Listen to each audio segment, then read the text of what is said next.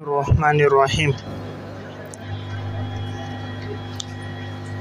اولم یروا الی ما خلق اللہ من شیء، کیا نہیں دیکھا ان لوگوں نے جو اللہ نے پیدا کیا کسی شے میں سے، جو اللہ تعالیٰ نے جو کچھ پیدا کیا ہے کیا ان لوگوں نے نہیں دیکھا؟ یتفیأ ظلالہ عن الیمین والشمائل، کہ جھکتا ہے اس کا سایہ دائیں طرف اور بائیں طرف، جھکتا ہے اس کا سایہ دائیں طرف اور بائیں طرف، سجدا للہ، اللہ کے سامنے سجدہ کرتے ہوئے، اللہ کے سامنے سجدہ کرتے ہوئے جھکتے ہوئے اس کا سایہ جھک رہا ہے۔ وہم داخرون، درا حال ہے کہ وہ عاجزی کرنے والے ہیں۔ وہم کے نیچے اصحاب سایہ، یہ اصحاب سایہ اللہ کے سامنے عاجزی کرنے والے ہیں۔ اس آیت میں اللہ رب العزت نے فرمایا کیا وہ لوگ نہیں دیکھتے کہ اللہ تعالیٰ نے جو کچھ بھی پیدا کیا ہے وہ سب جھکتا ہے اس کا سایہ دائیں طرف بھی اور بائیں طرف بھی اللہ کے سامنے سجدہ کرتے ہوئے۔ نمبر ایک، یہ تو یہ کنایہ ہے دائیں اور بائیں ہونا تمام جہتوں سے، کہ اللہ کا سایہ اور یعنی مراد اشیاء کی چیزوں کا سایہ ہر جگہ جھک رہا ہے، تو سائے بھی اللہ تعالیٰ کی فرما برداری کرتے ہیں، تو جب سایہ بھی اطاعت کرتا ہے تو باقی چیزوں کے لیے اطاعت تو بطریق اولا ہے۔ یا نمبر دو، سایہ جھک رہا ہے دائیں اور بائیں طرف، یہ اشارہ کرنا تھا کہ سایہ جس انسان کا ہے اس انسان کو بھی اللہ کے سامنے جھکنا چاہیے۔ جیسے انسان کا سایہ ہوتا ہے اور جب سورج ڈھلنے لگتا ہے سایہ ختم ہو جاتا ہے، تو اسی طرح انسان کو بھی چاہیے کہ وہ اللہ کی طرف جھکے۔ جب سایہ اتنی اطاعت کرتا ہے جو بے جان چیز ہے، تو جو جاندار انسان ہے اسے تو بطریق اولا اللہ کی اطاعت کرنی چاہیے۔ یہاں جو لفظ یمین یہ مفرد استعمال ہوا ہے اور شمائل جمع استعمال ہوا ہے، ہونا یہ چاہیے تھا، سوال یہ ہے کہ یا تو دونوں مفرد ہوتے اور یا دونوں جمع استعمال ہوتے، لیکن ایک مفرد اور دوسرا جمع استعمال کیوں ہوا؟ نمبر ایک، پہلی توجہ یہ ہے کہ یہاں پر یمین مفرد ہے اور مگر مراد اس سے جمع ہے۔ صیغہ اگرچہ مفرد کا ہے لیکن مراد اس سے جمع ہے، جیسے قرآن کی آیت ہے یولون الدبر، اب وہاں صیغہ مفرد ہے لیکن معنی اس سے جمع کا مراد ہے۔ یہ نمبر دو، اس سے پہلے لفظ شیئن آ رہا ہے اور شیئن لفظ کے اعتبار سے دیکھا جائے تو مفرد ہے، تو اسی لیے یمین مفرد استعمال ہوا، اور معنی کے اعتبار سے دیکھا جائے تو یہ جمع ہے، تو اسی لیے شمائل جمع استعمال ہوا۔ تو دوسرا جواب کیا ہے کہ لفظ شیئن لفظاً مفرد ہے، اسی لیے یمین کو مفرد لایا، اور اس اعتبار سے کہ اس میں جمع کا معنی بھی ہوتا ہے تو اسے شمائل کو جمع لایا۔ یا ایک توجہ یہ ہے کہ لفظ شیئن چونکہ مفرد تھا یمین کو مفرد لایا، اور آگے چونکہ لفظ آ رہا ہے سجدا للہ وہم داخرون، تو وہم داخرون جمع ہے، اللہ کے سامنے سجدہ کرنے والے جمع ہے، تو اسی لیے شمائل کو جمع لایا ہے۔ یا اہل عرب میں اصول یہ ہے جب وہ دو چیزوں کو ذکر کرتے ہیں تو ایک کو مفرد لاتے ہیں دوسرے کو جمع استعمال کرتے ہیں، تو یہاں بھی ایک کو مفرد دوسرے کو جمع لایا۔ قرآن کریم کے اس بارے میں ایک آیت بھی ہے وَجَعَلَ مِنَ الظُّلُمَاتِ إِلَى النُّورِ، تو ظلمات جمع ہے اور نور مفرد ہے، اسی طرح یہاں بھی شمائل جمع ہے یمین مفرد ہے۔ یا یہ کہ یمین چونکہ اچھی جہت ہے تو اس کو مفرد لایا، جیسے نور کو مفرد لاتے ہیں، اور ظلمات چونکہ اندھیرے ہیں اور شمائل اس کی بنسبت بری جہت ہے، تو اچھی جہت کے لیے ادب کے تقاضے میں مفرد استعمال ہوتا ہے، بری جہت کے لیے جمع استعمال ہوتا ہے جیسے ظلمات۔ یا یمین صراط مستقیم کی طرح ایک ہی ہے اور شمائل ظلمات کی طرح بہت سے راستے ہیں، اس وجہ سے وہ جمع استعمال ہوا ہے۔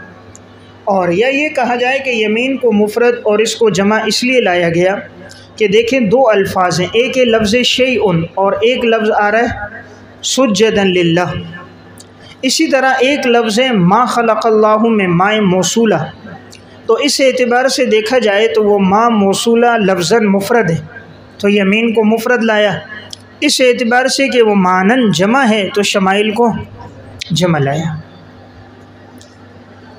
سجدن للہ، یہ سب اللہ کے سامنے سجدہ کرنے والے ہیں، وہم میں نے کہا اصحاب سایہ، اور یہ جو اصحاب سایہ جتنے یہ سب عاجزی کرنے والے ہیں۔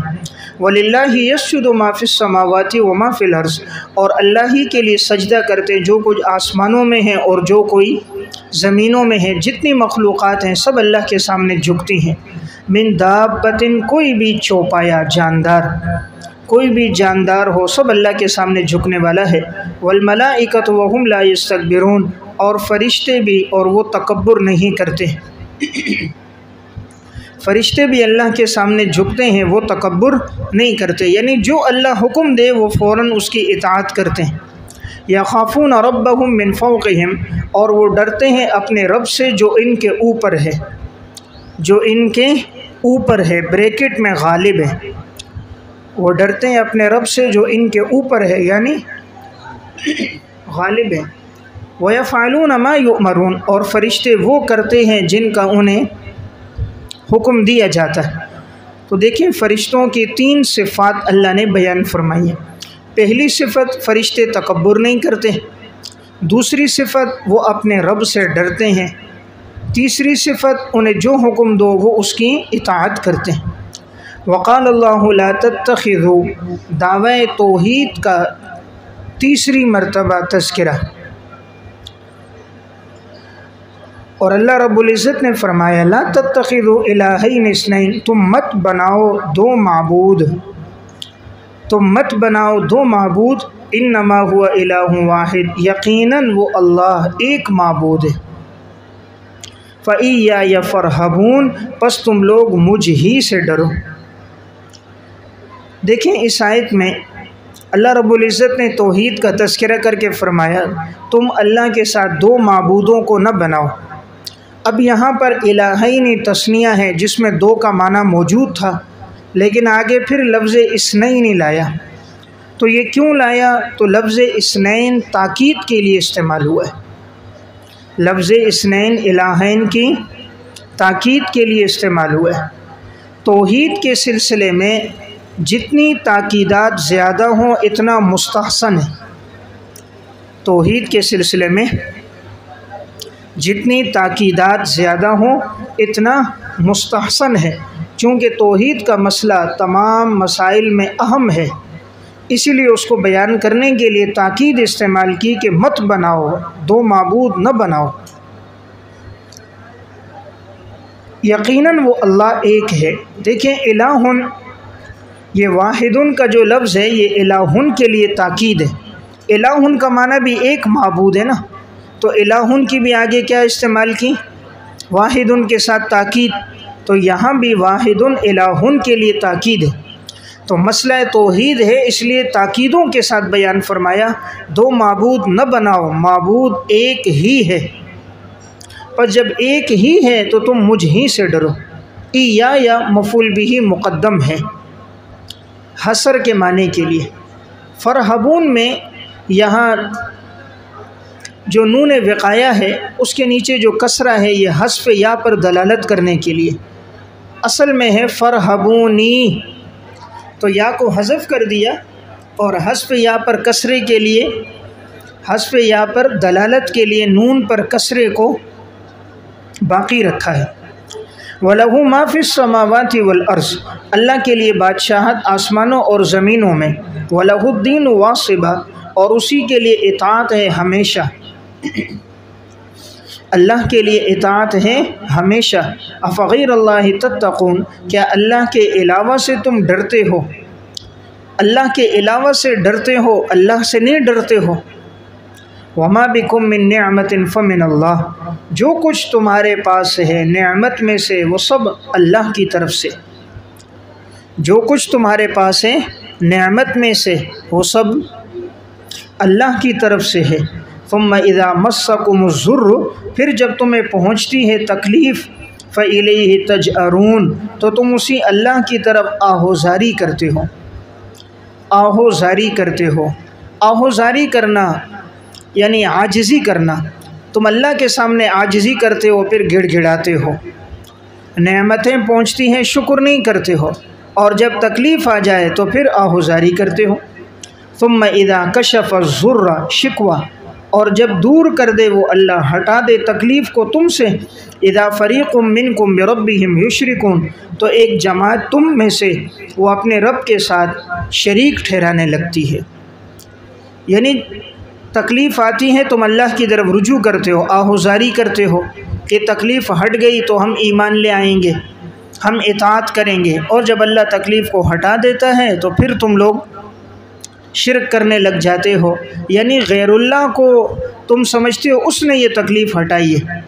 तकलीफ़ अल्लाह हटाता है और कहते हैं फ़लाँ बुत ने हटाई, फ़लाँ माबूद ने हटाई, फ़लाँ ने किया, फ़लाँ पीर ने किया ये कुछ, तो तुम अल्लाह के साथ गैर को शरीक ठहरा देते हो। लियकफुरू बिमा आतैनाहुम, ताकि तुम नाशुक्री करो उन नेमतों की जो हमने तुम्हें दी, ताकि तुम नाशुक्री करो बिमा, उन नेमतों की जो हमने तुम्हें दी। लियकफुरू में लाम आक़िबत है। फ़तमत्तऊ, पस तुम लोग फ़ायदा हासिल करो, फसौफ़ तअलमून, पस तुम अनक़रीब जान लोगे, ब्रैकेट में अंजाम, इस काम का अंजाम और सज़ा तुम जान लोगे। इस आयत में फ़रमाया कि जब अल्लाह की नेमतों पर तुम लोग शिरक करते हो और कुफ्र करते हो, नाशुक्री करते हो जो कुछ अल्लाह ने दिया है, तो ठीक है तुम लोग फ़ायदा हासिल करो, बस एक वक्त आएगा कि तुम लोग जान लोगे जब तुम्हें सज़ा मिलेगी। फ़तमत्तऊ सीग़ा अमर से मक़सूद डराना है, लिखें सीग़ा अमर से मक़सूद डराना है, न कि हुक्म देना।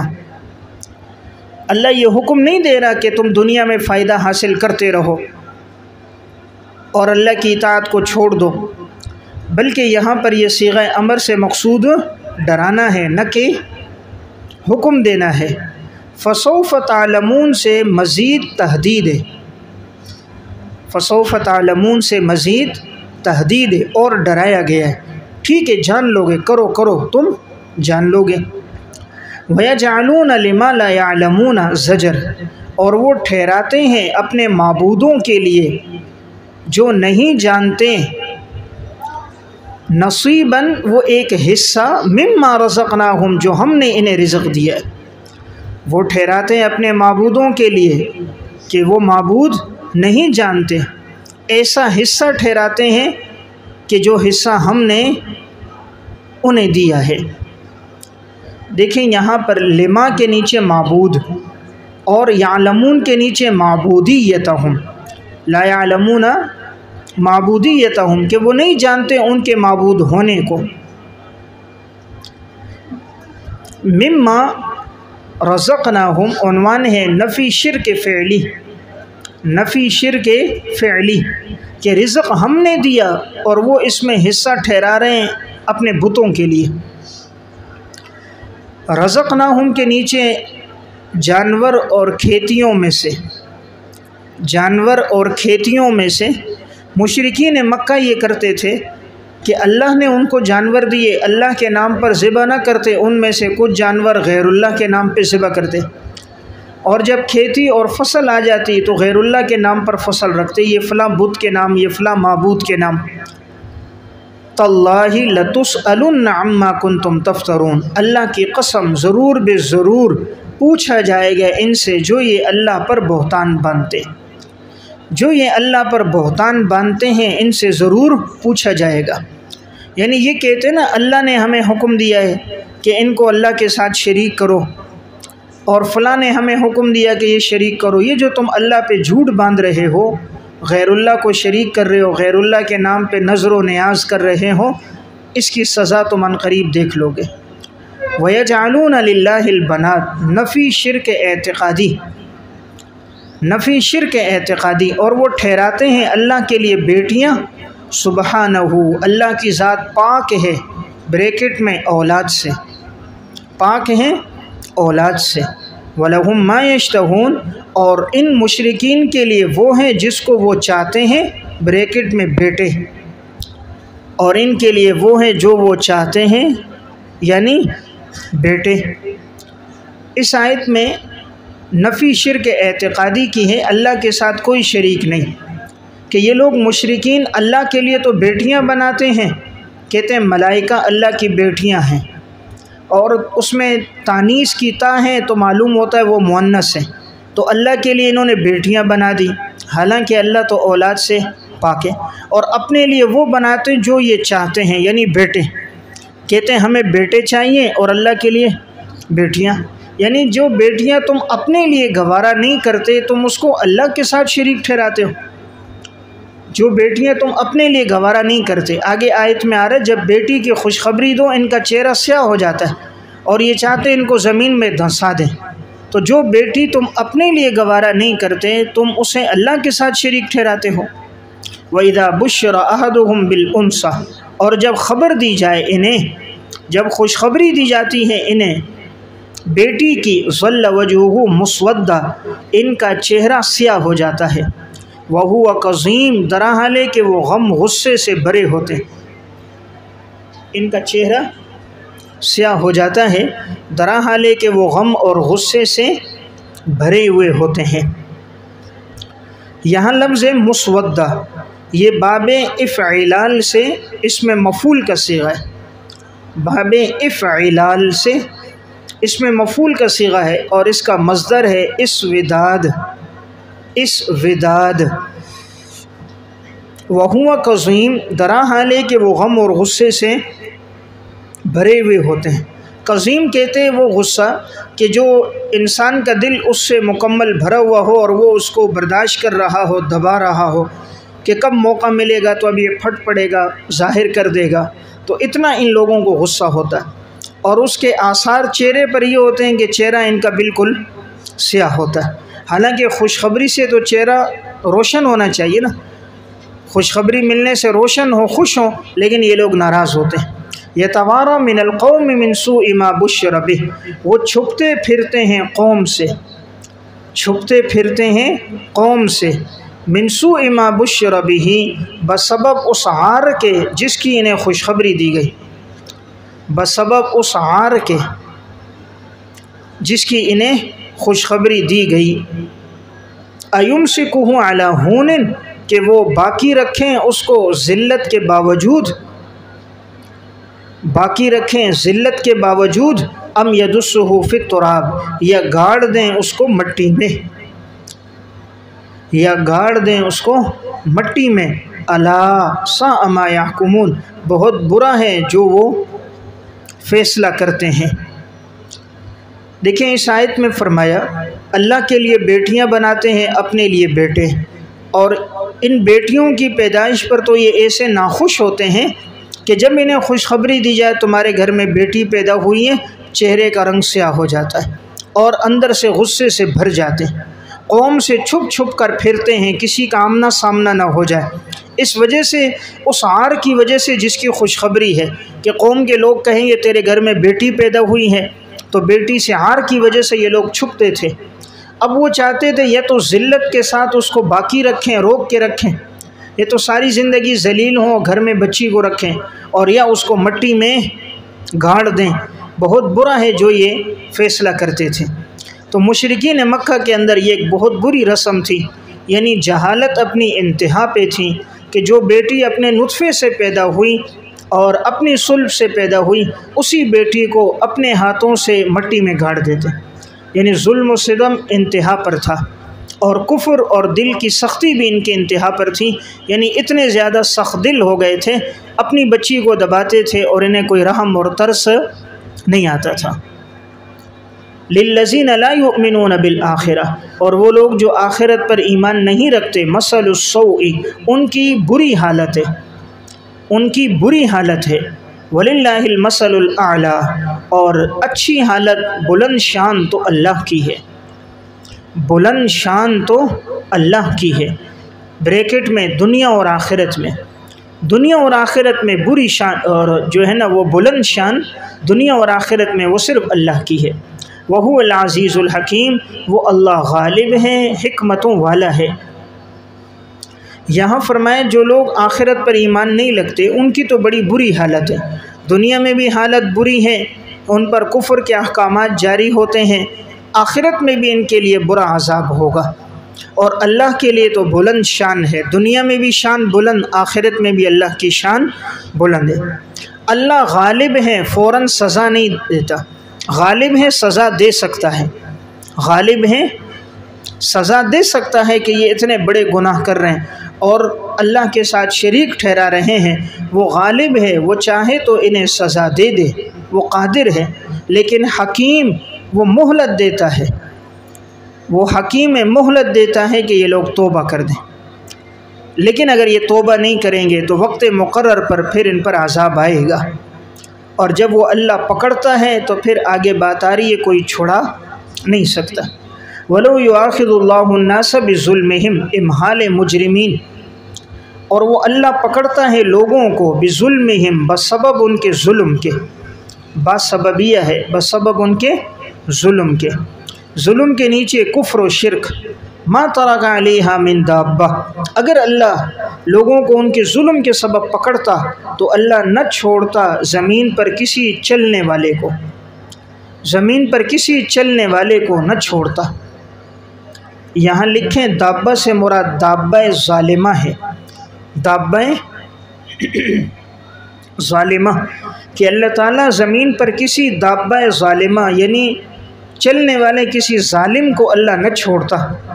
وَلَٰكِنْ يُؤَخِّرُهُمْ إِلَىٰ أَجَلٍ مُّسَمًّى، لیکن وہ مہلت دیتا ہے ایک وقت مقرر تک، اور جب وہ وقت مقرر آئے گا لا يستأخرون ساعة، نہیں وہ پیچھے ہوگا ایک سیکنڈ، ولا يستقدمون، اور نہ وہ آگے ہوگا۔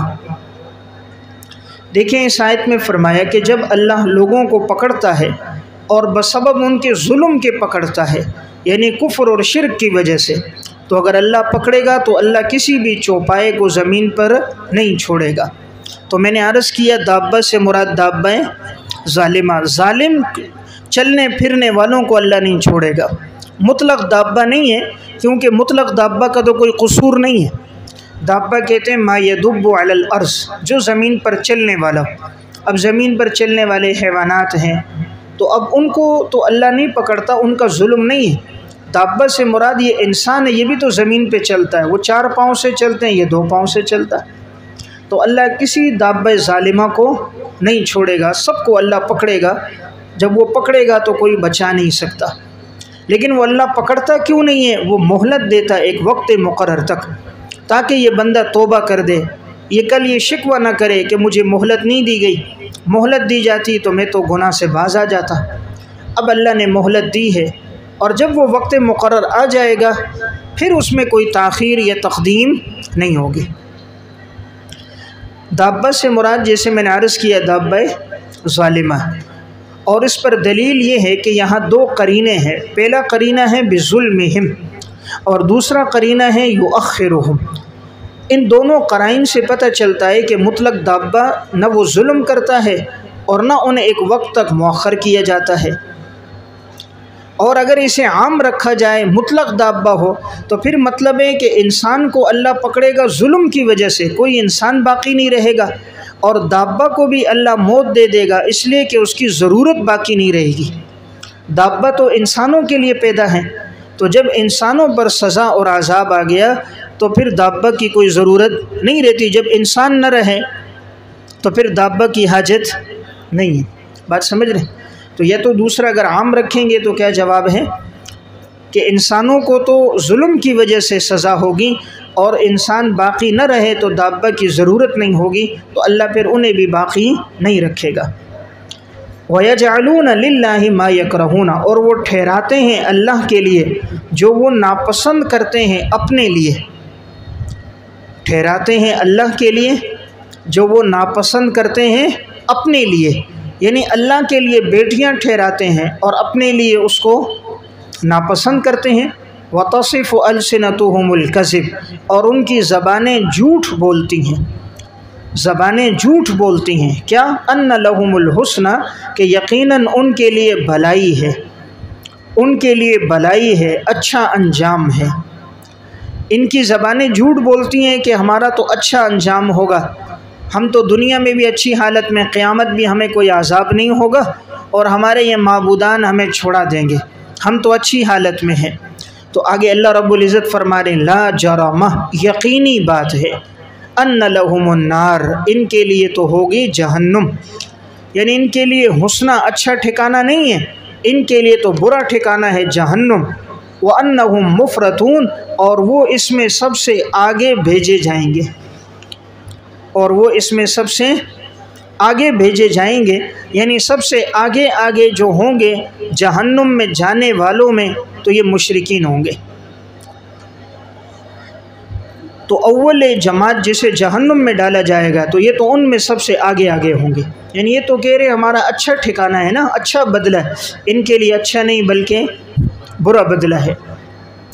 مفرطون یہ باب افعال سے اس میں مفعول کا صیغہ ہے، باب افعال سے اس میں مفعول کا صیغہ ہے۔ تاللہ لقد ارسلنا الی امم من قبلک، اللہ کی قسم یقیناً ہم نے بھیجے رسول امتوں کی طرف جو آپ سے پہلے تھی، ہم نے آپ سے پہلی امتوں کی طرف بھی رسول بھیجے۔ فزین لہم الشیطان اعمالہم، شیطان نے ان کے لیے ان کے اعمال کو مزین کر دیا۔ فہو ولیہم اليوم، پس وہ شیطان آج ان کا دوست ہے، پس وہ شیطان آج ان کا دوست ہے۔ تو ولی کا معنی دوست، ولیہم ہم ضمیر کے نیچے کفار مکہ، ان کفار مکہ کا دوست شیطان ہے۔ وَلَهُمْ عَذَابٌ علیم، اور ان کے لیے تو عذاب ہوگا دردناک۔ دیکھیں اس آیت میں آپ صلی اللہ علیہ وسلم کو تسلی دی گئی کہ آپ ان کو دین کا پیغام دیتے رہیں، آپ سے پہلے بھی ہم نے انبیاء علیہ السلام بھیجے اور وہ بھی آئے اور امتوں کو پیغام دیا۔ اب یہ لوگ جو ایمان نہیں لاتے اس کی وجہ شیطان نے ان کے لیے ان کے برے کاموں کو مزین کر کے اچھا کر کے پیش کر دیا۔ شیطان ان کا آج دوست ہے، یعنی ایمان والوں کا دوست تو اللہ ہے، ایمان والوں کا دوست رحمان ہے، ان کا دوست شیطان ہے، اور شیطان جس کا دوست ہوگا وَلَهُمْ عَذَابٌ علیم، اس کے لیے عذاب دردناک ہوگا۔ وَمَا أَنزَلْنَا عَلَيْكَ الْكِتَابَ، فریضہ رسول، فریضہ رسول ہم نے نہیں اتاری آپ پر کتاب، إِلَّا لِتُبَيِّنَ لَهُمُ الَّذِي اخْتَلَفُوا فِيهِ، مگر آپ واضح کریں ان کے لیے وہ جس میں یہ لوگ اختلاف کرتے ہیں، جس میں یہ لوگ اختلاف کرتے ہیں آپ ان کے لیے وہ چیز واضح کریں۔ اختلافوں کے نیچے توحید، معاد اور حلال اور حرام کے احکامات، توحید، معاد اور حلال اور حرام کے احکامات۔ ہم نے نازل کیا آپ کی طرف یہ کتاب، کتاب کی صفات بیان کی ہیں دو، نمبر ایک ہدن، یہ سراپے ہدایت ہے، نمبر دو ورحمتن، یہ سراپے رحمت ہے ایسی قوم کے لیے جو ایمان لانے والے ہوں۔ اس آیت میں آپ صلی اللہ علیہ وسلم سے فرمایا گیا اگر یہ لوگ ایمان نہیں لاتے تو آپ پریشان نہ ہوں، ہم نے ان کے لیے جہنم بنائی ہے، ان کا دوست شیطان ہے اور وہ اس نے ان کے لیے برے اعمال کو مزین کیا ہے۔ ہم نے آپ پر اپنی کتاب قرآن نازل کی ہے اور آپ کا کام ہے کہ آپ لوگوں کے سامنے اس کو واضح کرو۔ تو یہ رد ہے منکرین حدیث پر، الا لتبینہ میں رد ہے منکرین حدیث پر جو کہتے ہیں حدیث کی ضرورت نہیں، قرآن کافی ہے۔ اللہ فرما رہے نہیں، آپ لوگوں کے سامنے واضح کرو۔ معلوم ہوا حدیث کی ضرورت ہے، حدیث کے بغیر انسان قرآن کو نہیں سمجھ سکتا۔ حدیث قرآن کی تشریح اور تفسیر ہے، اور قرآن کے سب سے پہلے مفسر جناب رسول اللہ صلی اللہ علیہ وسلم۔ تو اللہ نے آپ پر قرآن کیوں نازل کیا؟ لتبینہ، تاکہ آپ واضح کرو ان کے لیے وہ جس میں یہ لوگ اختلاف کر رہے ہیں۔ کس میں اختلاف کر رہے ہیں؟ توحید میں، اللہ کے ساتھ غیر اللہ کو شریک ٹھہراتے ہیں، معاد قیامت میں، اور حلال اور حرام کے احکامات میں کہ وہ کہتے ہیں اس کام کو ہمارے فلاں نے حلال کیا ہے، یہ کام حرام ہے، اپنی مرضی سے انہوں نے حلال اور حرام چیزوں کے احکامات شروع کیے ہیں۔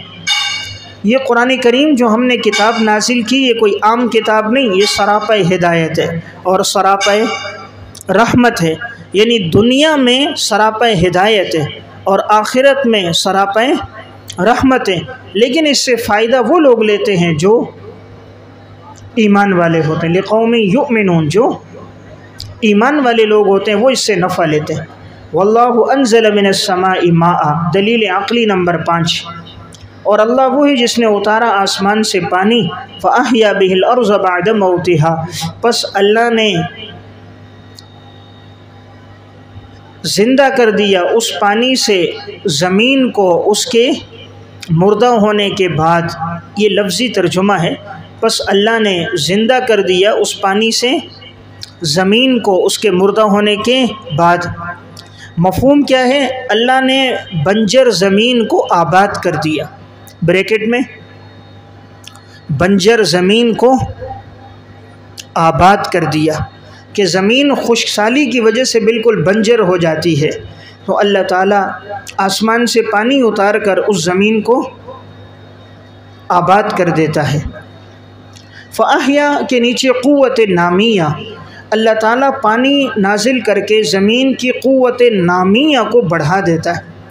زمین خشک رہ کر جو اس میں اگانے کی صلاحیتیں ہوتی ہیں وہ ختم ہو جاتی ہیں، کمزور ہو جاتی ہیں، تو اللہ تعالیٰ پانی اتارتا ہے تو اس میں وہ قوت نامیہ بڑھا دیتا ہے۔ اب زمین میں پیداوار اور فصل کی صلاحیت بڑھ جاتی ہے۔ تو اللہ نے یہ تشبیہ دی ہے، جس طرح اللہ رب العزت مردہ زمین کو زندہ کر سکتا ہے، مردہ انسان کو بھی اللہ زندہ کر سکتا ہے۔ انسان میں تو پھر بھی پہلے روح تھی، تھوڑی دیر کے لیے روح نکل گئی، زمین میں تو روح ہے ہی نہیں۔ جب اللہ اس کو زندہ کر سکتا ہے اور اس پہ سرسبز و شاداب فصلیں اگا سکتا ہے، وہ لہلہاتی فصلیں، تو اللہ اس انسان کو بھی دوبارہ زندہ کر سکتا ہے۔ ان فی ذلک لآیۃ، یقیناً اس میں نشانیاں ہیں، لقوم یسمعون، ایسی قوم کے لیے جو سننے والے ہوں توجہ کے ساتھ سننے والے اور عمل کرنے والے، توجہ کے ساتھ سننے والے اور عمل کرنے والے ہوں۔ دیکھیں سنتے تو سب ہیں لیکن یہ عمل نہیں کرتے۔ وَإِنَّ لَكُمْ فِي الْأَنْعَامِ لَعِبْرَةً، یقیناً تمہارے لیے ان چوپایوں میں البتہ بڑی عبرت کا سامان ہے، ان چوپایوں میں تمہارے لیے بہت عبرت کا سامان ہے۔ نسقیکم مما فی بطونہ، ہم پلاتے ہیں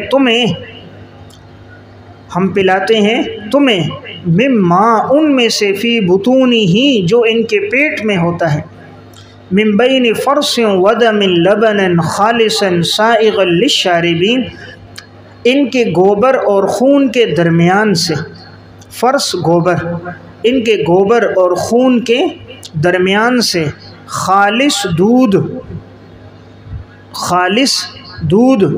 سائغن، جو حلق سے آسانی سے اترنے والا ہے، جو حلق سے آسانی سے اترنے والا ہے پینے والوں کے لیے،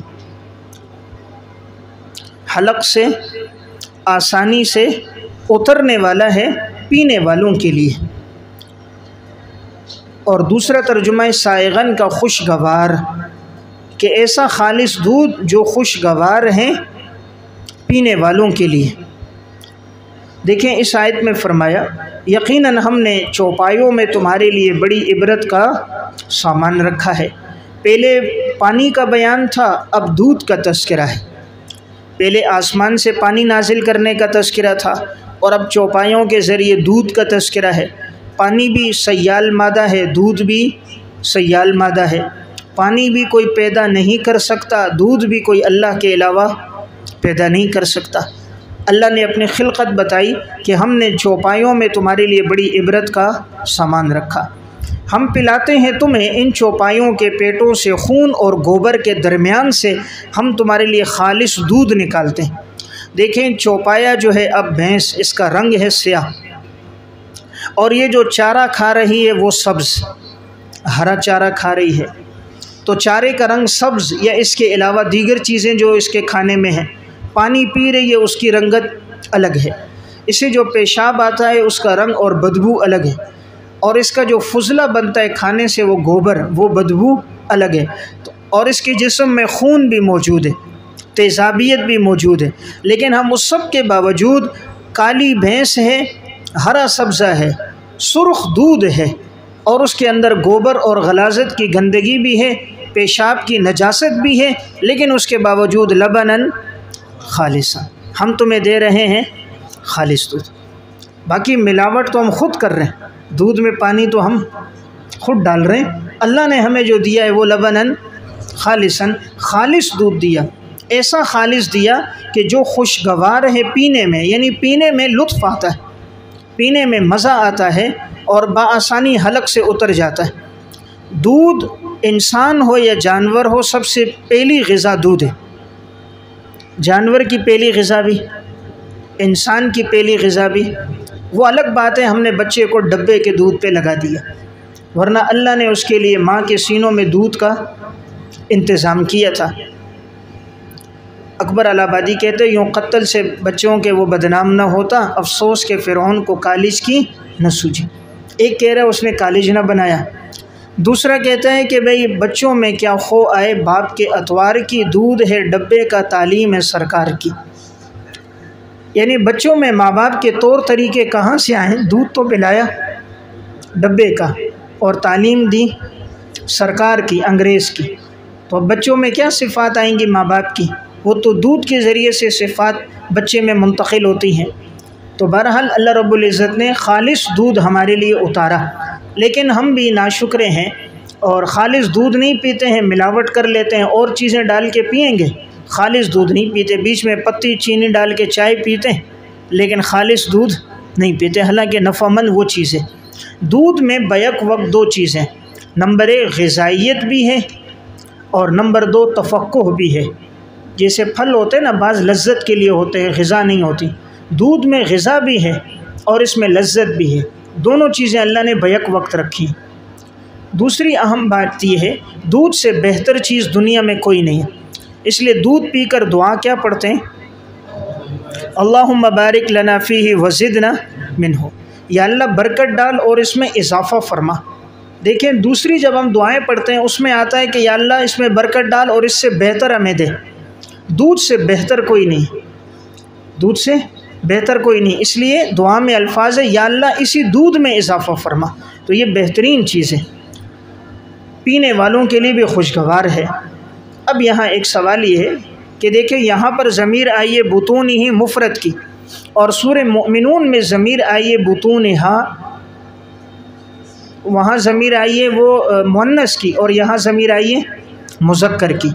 تو جواب یہ کہ یہ لفظ انعام جو ہے ایک باعتبار دیکھا جائے لفظ کے، ایک باعتبار معنی کے۔ لفظ کے اعتبار سے یہ مذکر ہے تو ضمیر مذکر کی آتی ہے، باعتبار معنی کے یہ مؤنث ہے تو اس لیے وہاں پر ضمیر اس کے لیے مؤنث استعمال ہوگی۔ تو شریعت نے یعنی دونوں چیزوں کا رعایت ہوئی ہے، لفظ کی بھی اور معنی کی بھی۔ یا یہ کہ انعام اب ایک اعتبار سے دیکھا جائے تو یہ صیغہ مفرد کا ہے اور معنی میں جمع ہے، تو صیغہ مفرد کا ہے اس اعتبار سے ضمیر مفرد ہے، اور جہاں معنی میں جمع ہے تو جمع کی طرف واحد مؤنث کی ضمیر لوٹتی ہے، اس اعتبار سے وہاں واحد مؤنث کی ضمیر اس کی طرف لوٹائی گئی ہے۔ وَمِن ثمرات النخیل والعناب، اور کھجور کے درختوں میں سے اور انگور کے درختوں میں سے، تتخذون منہ سکرا، تم بناتے ہو اس سے نشاور چیزیں، ورزقاً حسنا، اور عمدہ رزق، اور عمدہ رزق، یقیناً اس میں نشانیاں ایسی قوم کے لیے جو سمجھنے والے ہوں، عقل رکھنے والے ہوں۔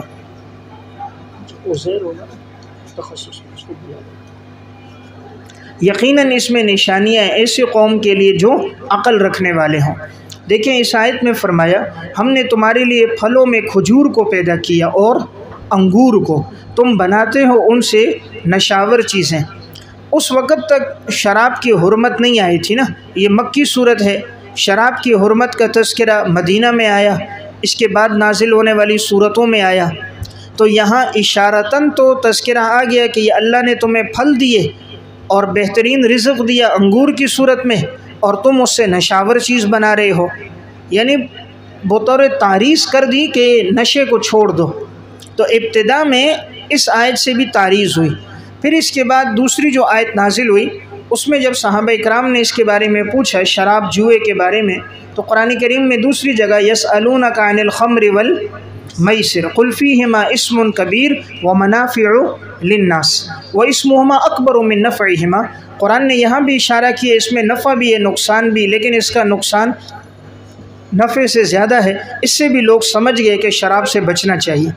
پھر تیسری مرتبہ یہ حکم آیا یا ایھا الذین آمنوا لا تقربوا الصلاۃ وانتم سکارا، ایمان والو نماز کی حالت میں تم نشے کے قریب نہ جاؤ، اس سے بھی لوگ سمجھ گئے کہ نشہ کوئی پسندیدہ چیز نہیں۔ چوتھی مرتبہ جو حکم آیا وہ اللہ رب العزت نے 6 سپارے میں حکم دیا شراب کے بارے میں کہ شراب اور جوئے سے تم اپنے آپ کو بچاؤ، اور یہ ایسی نجس چیز ہے کہ جس سے انسان کے ایمان پر اعتقاد پر اثر پڑتا ہے، اور اس میں شراب کی حرمت آ گئی، اور یہ حرمت پھر ہمیشہ کے لیے۔ سورہ مائدہ آیت نمبر 90 یا ایھا الذین آمنوا انما الخمر والمیسر والانصاب والازلام رجس من عمل الشیطان فاجتنبوہ لعلکم تفلحون۔ تو دیکھیں شراب کی حرمت تدریجاً آئی، تو پہلے اس آیت میں گویا اشارہ ہو گیا کہ اللہ نے تمہیں نعمت دی اور تم نے نشاور چیز بنائی، اس سے بھی لوگ سمجھ گئے کہ نشہ کوئی پسندیدہ چیز۔ دوسری مرتبہ سورہ بقرہ میں آیا کہ اس میں معمولی کچھ نفع تم سمجھتے ہو لیکن اس کا نقصان زیادہ ہے، اس سے بھی لوگ سمجھ گئے جب نقصان زیادہ ہے تو اس سے بچنا چاہیے۔ تیسری مرتبہ سورہ اسراء میں کہا نشے کی حالت میں نماز کے قریب نہ جاؤ، تو جب نشے میں نماز کے قریب جانا جائز نہیں ہے تو معلوم ہوا یہ کوئی اچھی حالت اور صفت نہیں ہے، اس سے بھی لوگ بچ گئے۔ چوتھی مرتبہ یہ واضح حکم آ گیا کہ قیامت تک کے لیے تمہارے پر جوا اور شراب حرام ہو گئی اور تم اس سے اپنے آپ کو بچاؤ، تو یہ تدریجاً شراب کی حرمت کا ذکر آیا۔ اس میں حکمت یہ تھی اگر ایک ساتھ اللہ تعالیٰ حرام کر دیتا تو چونکہ وہاں کے لوگ شراب پینے والے تھے، عادی تھے، ایک ساتھ حکم آتا تو ان پر بہت گراں ہوتا، تو قرآن نے آہستہ آہستہ کیا تاکہ پہلے ان کی تربیت ہو جائے پھر ان کے لیے عمل کرنا آسان ہو۔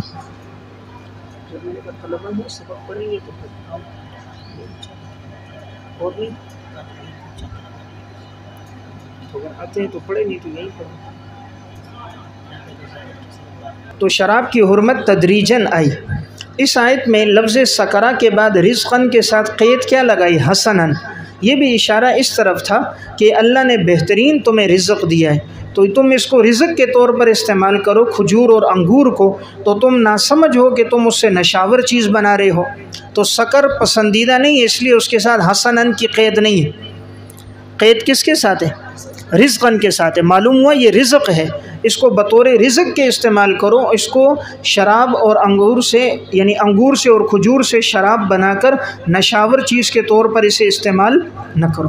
یقیناً اس میں نشانیاں ایسی قوم کے لیے جو عقل رکھتے ہیں۔ وَأَوْحَى رَبُّكَ إِلَى النَّحْلِ، اور آپ کے رب نے شہد کی مکھی کے دل میں یہ بات ڈال دی۔ اوحا دل میں ڈالنا، آپ کے رب نے شہد کی مکھی کے دل میں یہ بات ڈال دی، ان اتخذی من الجبال، کہ تو بنا اپنا گھر پہاڑوں میں، ان اتخذی من الجبال بیوتا، کہ تو بنا اپنا گھر پہاڑوں میں، ومن الشجر، اور درختوں میں، ومما یعرشون، اور ان میں جو لوگ بلند چھتریاں بناتے ہیں، اور ان میں جو لوگ بلند چھتریاں بناتے ہیں۔ اللہ تعالیٰ نے یہاں شہد کی مکھی کا تذکرہ کیا، اور اسی مناسبت سے اس سورت کا نام سورہ نحل ہے کہ اللہ نے اس کے دل میں یہ بات ڈالی، تو یہاں وحی کا لغوی معنی مراد ہے، وحی کا اصطلاحی معنی مراد نہیں ہے۔ اللہ نے دل میں یہ بات ڈالی، مکھی سے اللہ نے کہا، تو مکھی کو یہاں اللہ نے مختلف ہدایتیں دی ہیں، احکامات دی ہیں، تو ان اتخذی ہدایت نمبر 1، اللہ کی طرف سے مکھی کے لیے پہلی ہدایت اور رہنمائی یہ ہے کہ تو اپنے گھر بنا، اور اللہ نے فرمایا کہ گھر کہاں بنا؟ پہاڑوں میں، نمبر 2 درختوں میں، اور نمبر 3 ان جگہوں میں کہ جن کو لوگ بلند چھتریاں بناتے ہیں۔ اس سے مراد یہ ہے یعنی وہ جگہیں جس کو انسان بلند کرتا ہے، انسان اپنے گھر میں کوئی اونچی جگہ بناتا ہے، اسی طرح گھر کے اندر جو درخت ہوتے ہیں وہ اونچے ہوتے ہیں، یا اسی طرح یہ جو پھل بول بیٹی وہ جو ایسے گھروں کے اندر جو پودے ہوتے ہیں جن پودوں کو کسی چیز پہ کھڑا کیا جاتا ہے، ان کی شاخیں اوپر خود کھڑی نہیں ہو رہی اور وہ ساری شاخیں یوں پھیلی ہوئی ہوتی ہیں، تو لوگ حسن کے لیے دروازوں پر، اپنی گرلوں پر، دیواروں پر اس کو لگا دیتے ہیں، تو اسی طرح اس کو لکڑی پہ کھڑا کر کے اوپر نمایاں کرتے ہیں۔ تو وہ جگہ بھی جن کو لوگوں نے نمایاں بطور چھتریوں کے بنایا، یعرشون کا معنی ہوتا ہے بلند کرنا، اسی طرح ان جگہوں پر بھی جن کو لوگوں نے بلند کیا ہے یعنی بطور چھتریوں کے بنایا ہے، ان پر بھی تم اپنے گھروں کو بناؤ۔ باقی لفظی ترجمہ اس کا لکھو وَمِمَّا يَعْرِشُونَ، اور ان میں بھی جو لوگ بلند چھتریاں بناتے ہیں۔ تم گھر بناؤ پہاڑوں میں، درختوں میں، اور ان میں جو لوگ بلند چھتریاں بناتے ہیں، مراد یعنی وہ بیل بوٹیاں، وہ گھر کے اندر پودے جنہیں انسان کسی سہارے پہ کھڑا کرتا ہے، تو ان میں بھی تم اپنے گھر بناؤ۔ دیکھیں قرآن نے ہدایت کی اونچی جگہوں پہ بناؤ، اس لیے کہ جتنی جگہ اونچی ہوگی نمبر ایک وہ گرد و غبار سے محفوظ ہوگی۔ اب پہاڑ پر ہے، اونچے درختوں پر ہے، تو اس پر اتنی مٹی اور گرد و غبار نہیں لگتا۔ نمبر دو، وہ بچوں کی ناسمجھ لوگوں کے شرارتوں سے اور اس کے ضیاء سے بھی محفوظ ہوگا۔ جو چیز جتنا نیچے ہو اتنی وہ ان کے شرارتوں اور اس کا محل بن جاتی ہے، تو اونچی جگہ ہوگی، محفوظ ہوگی۔ ثم کلی من کل الثمرات، ہدایت نمبر 2، اور پھر تو کھا ہر پھل میں سے۔ تو یہاں لکھیں کھانے سے مراد کیا ہے؟ مراد چوسنا، پھر تو چوس پھلوں میں سے، ہر ایک پھل میں سے چوس۔ تو کھا یعنی رس چوس۔ فَاسْلُكِي سُبُلَ رَبِّكِ ذُلُلًا، ہدایت نمبر 3، اور پھر تو چل اپنے رب کے راستوں پر آسان کیے ہوئے۔ تو چل سبل ربک، اپنے رب کے راستوں پر، ذُلُلًا آسان کیے ہوئے، آسان کیے ہوئے رب کے راستوں پر چل۔ یخرج من بطونها شراب، نکلتی ہیں اس کے پیٹ سے پینے کی چیز، مختلف الوانہ، اور اس کے رنگ مختلف ہیں، شہد کے رنگ مختلف ہیں، بریکٹ میں سرخ و سفید۔ فیہ شفاء للناس، اور اس شہد میں لوگوں کے لیے شفا ہے، اور یقیناً یہ نشانی ہے ایسے قوم کے لیے جو غور و فکر کرنے والے ہوں۔ نیچے لکھیں توحید میں اور اللہ کی نعمتوں میں، جو غور و فکر کرتے ہیں اللہ کی توحید میں اور اللہ کی نعمتوں میں، تو یہ چیزیں ان لوگوں کے لیے نشانیاں ہیں۔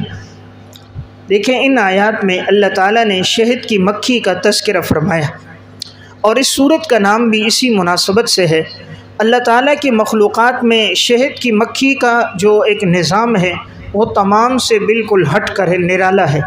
جیسے انسانوں کے اندر ہوتا ہے کہ ایک بڑا سردار ہوتا ہے، وزیر اعظم ہوتا ہے، اور ایک صدر ہوتا ہے، باقی ماتحت ہوتے ہیں، وزراء ہوتے ہیں، اسی طرح شہد کی مکھیوں میں بھی ایک نظام ہے کہ ان کا ایک سب سے بڑا ہوتا ہے جس کو مالکہ کہتے ہیں، اور سب اس کے حکم کے ماتحت چلتے ہیں، اور اس کے ماتحت چند ہوتے ہیں جو اس کے وزیر ہوتے ہیں، وہ اس سے ہدایات لے کر آگے شہد کی مکھیوں کو وہ ہدایتیں دیتے ہیں۔ اس کے اندر پورا ایک منظم قانون ہے۔ اگر کوئی بھی شہد کی مکھی کو ابھی یہ حکم ہے، جیسے قرآن کریم میں بھی تو جا پھلوں سے چوس، من کل الثمرات، پھلوں سے چوس۔ اگر کوئی شہد کی مکھی کسی گندی جگہ پہ بیٹھ گئی، غلاظت پر، گندگی پر، نجس جگہ پر بیٹھ گئی، اب اگر وہ آتی ہے اور آ کر شہد پر بیٹھنا چاہتی ہے، دوبارہ شہد کے اس چھتے میں آتی ہے گھر میں، تو اب وہاں ان کے دروازے پہ چوکیدار کھڑے ہوتے ہیں، تو وہ دیکھ لیتے ہیں اگر وہ بری جگہ پر بیٹھی ہے تو اس کی بدبو ان کو محسوس ہوتی ہے، اس کو اندر آنے نہیں دیتے، اس کی سزا ہے قتل، اس کو فوراً قتل کر دیتے ہیں۔ اس لیے آپ دیکھو گے شہد کی مکھی کے چھتے کے نیچے آپ کو بہت سی مکھیاں مری ہوئی نظر آئیں گی۔ یہ مری ہوئی وہ ہوتی ہیں جن کو قتل کیا جاتا ہے کہ جنہوں نے حکم کی اطاعت نہیں کی، اس لیے وہ دیکھتے ہیں اگر یہ گندی جگہ پر بیٹھی ہے تو فوراً قتل ہے۔ اس لیے شہد میں گندگی کی بدبو نہیں ہوتی، تو یہ شہد بالکل پھر یہ خالص ہوتا ہے۔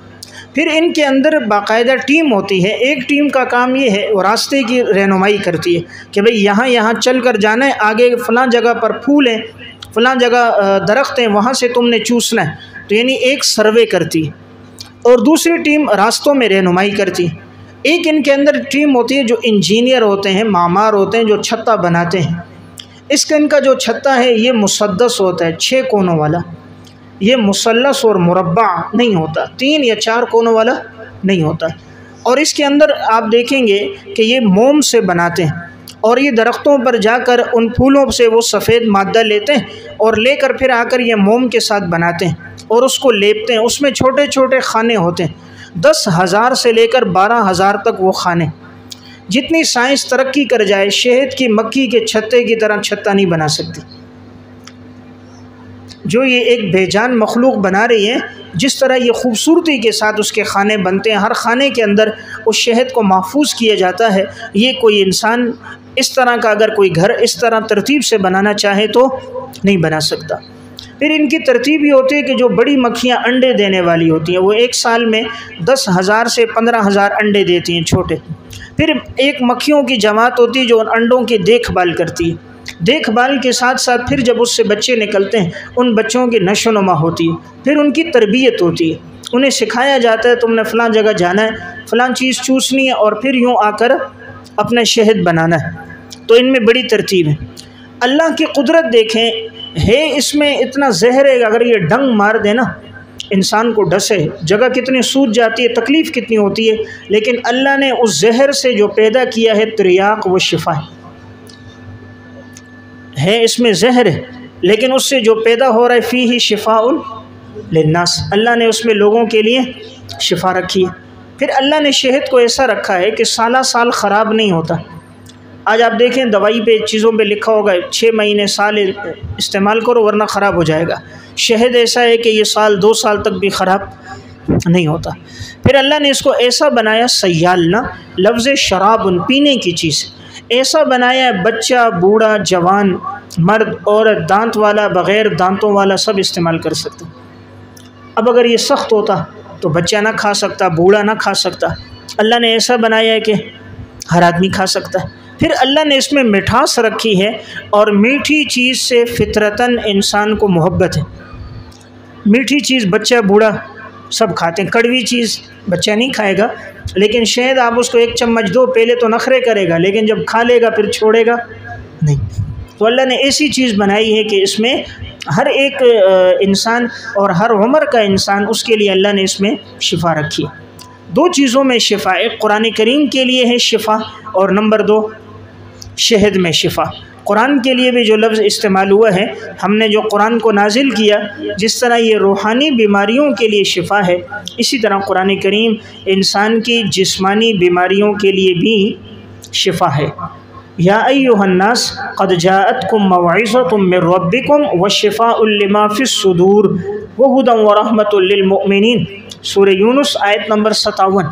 تو اس میں قرآن کریم کو اللہ نے فرمایا یہ شفا ہے۔ اسی طرح شہد کے بارے میں بھی فرمایا فیہ شفاء للناس۔ یہاں شہد کی مکھی کو اللہ نے 3 ہدایتیں کی۔ نمبر 1، اپنا گھر بنانا اونچی جگہ پہ تاکہ یہ ہر چیز سے محفوظ ہو۔ نمبر 2، پھلوں کو چوسنا۔ تو معلوم ہوا تو یہ پھلوں میں اللہ نے بڑی غذائیت رکھی ہے۔ دیکھیں آج بھی حکیم علاج جڑی بوٹیوں سے کرتے ہیں نا، فلاں جڑی بوٹی استعمال کرو، فلاں بوٹی استعمال کرو، اور یہ بھی ان پھلوں کو چوس رہی ہیں تو یہ وہی رس ہے۔ وہ بوٹیوں کو یعنی توڑ کر پیس کر وہ بناتے ہیں، اور یہ ان سے چوس کر وہ رس نکال کر وہ مادہ بنا دیتی ہے۔ تو اسی لیے اس میں ہر بیماری کی شفا کس طرح آئی کہ مختلف پھولوں پر، مختلف درختوں پہ بیٹھ رہی ہیں تو ہر ایک کی خاصیت الگ الگ ہے، تو وہ ساری خاصیات مل جاتی ہیں تو ہر بیماری کے لیے شفا بن جاتی ہے۔ مختلف پھولوں اور پھلوں کی اپنی اپنی کیا ہیں خاصیات ہیں۔ یہاں حکم کیا ہے؟ پھلوں پر بیٹھو۔ اس سے معلوم یہ ہوتا ہے کہ یہ اللہ کے حکم کی بڑی فرما بردار ہیں، پھلوں کے علاوہ کسی گندی جگہ پر نہیں بیٹھتے۔ تیسری بات کہی، اللہ کے ان راستوں پر چلو جو اللہ نے تمہارے لیے آسان کر دیے۔ اللہ رب العزت نے شہد کی مکھی کو اتنی فہم دی ہے، یہ جتنا دور چلی جائے رس چوسنے کے لیے، میلوں دور چلی جائے، لیکن واپسی میں اس کو راستہ معلوم ہوتا ہے، اسی راستے میں اسی چھتے میں آتی ہے، کسی اور گھر میں نہیں جاتی۔ انسان کا بچہ ہے، ایک گلی آگے لے جاؤ واپس گھر نہیں آ سکتا۔ انسان کا بچہ ہے 4 سال کا ہے، 5 کا ہے، اس کو 2 گلیاں آگے لے جاؤ چھوڑ دو واپس نہیں آئے گا۔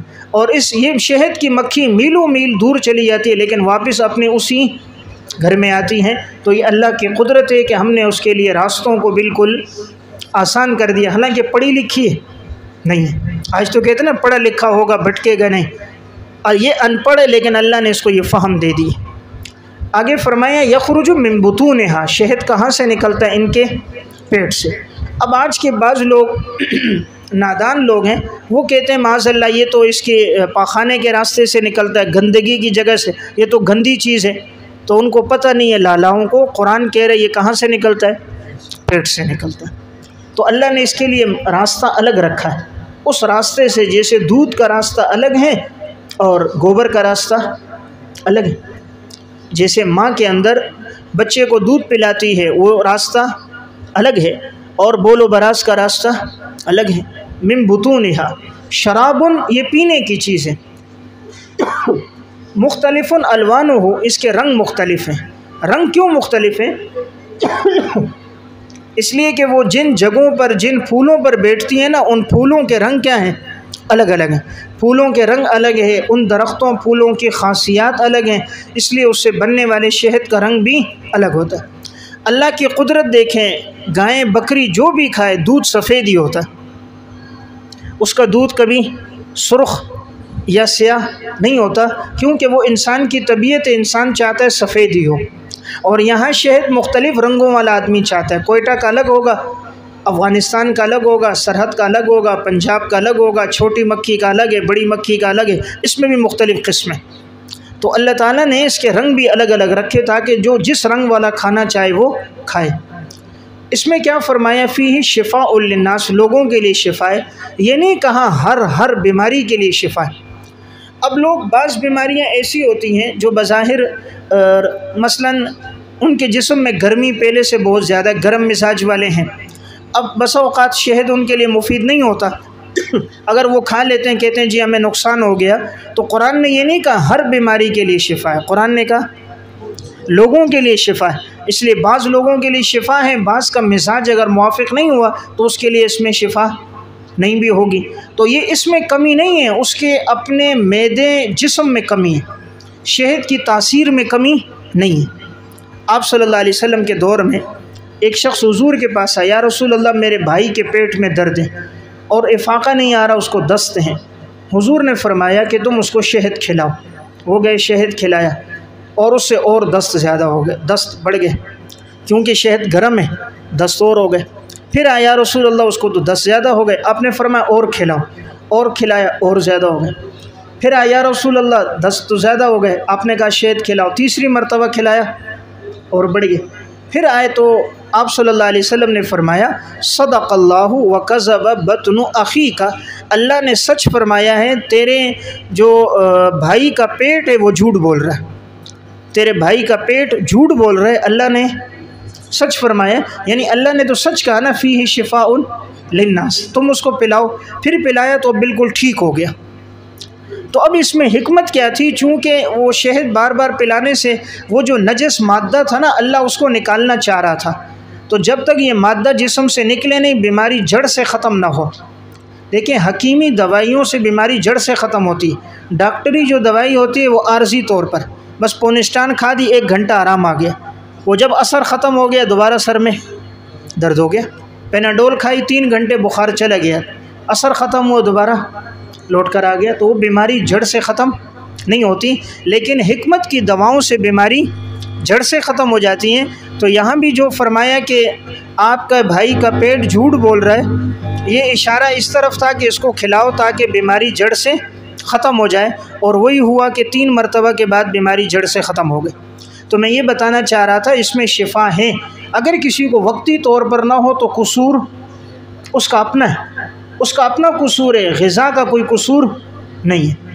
ایک آدمی اب بیمار ہے، بخار ہے، اس کو آپ چھوٹا گوشت کھلا رہے ہو، بہترین غذا کھلا رہے، وہ کہتا ہے اس کا ذائقہ ٹھیک نہیں ہے۔ اب اس کو بخار ہے تو اس کو ذائقہ اچھا نہیں لگ رہا، اچھی چیز بھی کھلاؤ کہتے ہیں اس کا ذائقہ ٹھیک نہیں کھاتا ہوں۔ اب وہ اس چیز میں کمی ہے، کمی کس میں؟ اس کے اپنے اندر کمی ہے کہ اس کو یہ بیمار ہے، تو یہ بیمار ہے اس وجہ سے، ورنہ اگر یہ بیمار نہ ہوتا تو اس کو اس کا ذائقہ اچھا لگتا۔ شہد میں اللہ نے شفا رکھی. اگر انسان کا اعتقاد ہو نا کہ قرآن میں شفا ہے، حدیث میں اس کو شفا کا، میں ہر بیماری کے لیے استعمال کرتا ہوں، اللہ اعتقاد کے مطابق اس کو شفا دے گا. تفسیر قرطبی میں عبداللہ ابن عمر رضی اللہ تعالیٰ عنہ زخم بھی لگ جاتا، وہاں بھی شہد لگاتے، تھوڑی دیر کے بعد اللہ کرتا شفا ہو جاتی. تو اللہ تعالیٰ بندے کے ساتھ معاملہ کرتا ہے اس کے گمان کے مطابق. انا عند ظن عبدی بی، میں بندے کے ساتھ اس کے گمان کے مطابق معاملہ کرتا ہوں. بندہ جب یہ کہتا ہے مجھے اللہ شفا دے گا، اللہ شفا دیتا ہے. اور جب بندہ خود تذبذب میں ہوتا ہے نہیں شفا نہیں ہوگی، نقصان ہوگا، جب اعتقاد ہی پختہ نہیں ہے تو نفع نہیں ہوتا. اس لیے دیکھیں نا، ایک عامل کے پاس، ایک بزرگ کے پاس ایک شخص آیا، کہا حضرت تعویذ کر کے دو. حضرت نے فرمایا میں عامل نہیں ہوں، میں تعویذ نہیں کرتا ہوں. نہیں حضرت آپ کرو. پھر حضرت نے انکار کیا. اس نے جب دوبارہ کہا تو حضرت نے کاغذ لے لیا، یا اللہ مجھے تعویذ آتا نہیں اور یہ مجھے چھوڑتا نہیں، تو اس کو شفا عطا فرما. مجھے تعویذ آتا نہیں اور یہ بندہ مجھے چھوڑتا نہیں، اے رب العالمین تو اسے شفا عطا فرما. اور وہ بند کر کے لپیٹ کے اس کو دے دیا کہ اس کو جیب میں رکھ. 2 دن بعد آیا، شفا ہو گئی. کہا حضرت میں تو بالکل ٹھیک ہو گیا، آپ تعویذ نہیں کرتے، آپ تو پہنچے ہوئے پیر ہو. میں تو سب کو بتاؤں گا آپ کے تعویذ میں اتنا اثر ہے، 2 دن میں ٹھیک ہوا، حالانکہ بہت علاج کروایا. حضرت نے فرمایا بھائی لوگوں کو نہیں بتانا. اس نے کہا نہیں حضرت آپ کا تعویذ لگتا ہے. فرمایا میرا تعویذ کھولو. جب کھولا تو اس میں یہی لکھا ہوا تھا. تو اللہ نے شفا کس پر دی؟ اس کو اس کے اعتقاد پر دی. اس کو شفا اس کے اعتقاد پر دی. تو اس لیے عورتوں کا اور بوڑھوں کا، گھر کے بزرگوں کا اعتقاد ہوتا ہے فلاں مولوی صاحب کا تعویذ لگتا ہے. تو اس لیے اگر غریب کا نہ بھی لگے تو ان کے اعتقاد کے مطابق اللہ معاملہ کر لیتا ہے اور تعویذ لگ جاتا ہے. تو اس لیے میں نے بات عرض کی کہ یہاں یہ بات نہیں ہے کہ قرآن نے یہ نہیں کہا تمام بیماریوں کے لیے شفا ہے، قرآن نے کہا لوگوں کے لیے شفا ہے. لیکن اگر کوئی حسن اعتقاد میں کرتا ہے اللہ شفا دیتا ہے. اس لیے بہت سی عورتیں بوڑھے اپنی آنکھوں میں بھی شہد لگاتے ہیں، اللہ ان کی بینائی بھی بڑھا دیتا ہے. اگرچہ شریعت نے ہمیں حکم نہیں دیا، بس ان کا اعتقاد ہے. یقیناً اس میں نشانیاں ایسی قوم کے لیے جو غور و فکر کرنے والے. واللہ خلقکم ثم یتوفاکم، پس اللہ وہی جس نے تمہیں پیدا کیا اور وہی اللہ تمہیں وفات دے گا. ومنکم من یرد الی ارذل العمر، تم میں سے بعض ایسے ہیں کہ جنہیں لوٹا دیا جاتا ہے نکمی عمر کی طرف، ناکارہ عمر کی طرف. لکی لا یعلم بعد علم شیئا، تاکہ وہ نہ جانے جاننے کے بعد بھی کچھ بھی، جاننے کے بعد بھی کچھ بھی وہ نہ جانے جاننے کے بعد بھی کچھ. یقیناً اللہ تعالیٰ جاننے والا اور قدرت والا ہے.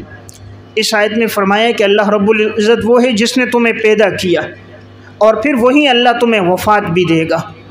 اور اللہ بعض لوگوں کو لوٹا دیتا ہے ناکارہ عمر، بڑھاپا. ناکارہ عمر بڑھاپا، یہ بڑھاپا ایک ایسی عمر ہے جہاں انسان جاننے کے باوجود بھی نہیں جانتا. یعنی بہت ساری باتیں پہلے جانتا تھا، جب آدمی بوڑھا ہو جاتا ہے تو وہ باتیں اب اس کو یاد نہیں رہتی. دیکھیں اب کوئی بات کرو بابا جی کو سمجھ نہیں آتی، منہ میں نوالا ڈالتا ہے، دانت نہیں ہے، چبا نہیں سکتا. کوئی بات کریں سن نہیں سکتا، خود بات کرے دوسرے سمجھ نہیں سکتے، سمجھانا چاہیں اس کو سمجھ نہیں آتی، پچھلی باتیں اس کو یاد نہیں رہتی. تو جاننے کے باوجود بھی انسان کچھ بھی نہیں جانتا. تو یقیناً اللہ جاننے والا ہے، قدرت والا ہے. یعنی اللہ قادر ہے، چاہے تو بڑھاپے تک پہنچائے، چاہے جوانی میں موت دے دے، قادر ہے.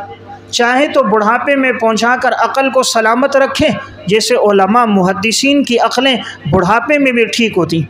یہ دنیا دار لوگوں کی عقلیں بگڑ جاتی، جس نے زندگی بھر حرام کھایا ہوتا ہے، سود رشوت کا پیسہ لیا ہوتا ہے، ظلم و ستم حقوق العباد میں کمی کی ہوتی ہے، آخر میں پاگل ہو جاتے ہیں، نفسیاتی ہو جاتے ہیں. علماء جتنی عمر بڑھتی ہے ان کی عزت بڑھ جاتی ہے، اللہ ان کے مقام مرتبے کو بڑھا دیتا ہے، ان کی عقل اور فہم کو اللہ بڑھا دیتا ہے، لوگوں کے دلوں میں محبوبیت اور مقبولیت میں اللہ اضافہ کر دیتا ہے.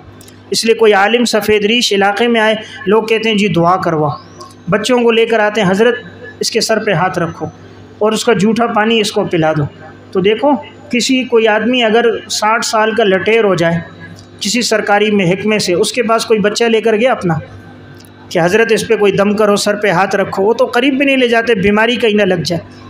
لیکن مولوی صاحب کے پاس لے کر جاتے ہیں. تو وجہ کیا ہے؟ اللہ تعالیٰ ان کی عمر میں برکت ڈال کر ان کی فہم کو سلامت رکھتا ہے. تو اس لیے فرمایا اللہ جاننے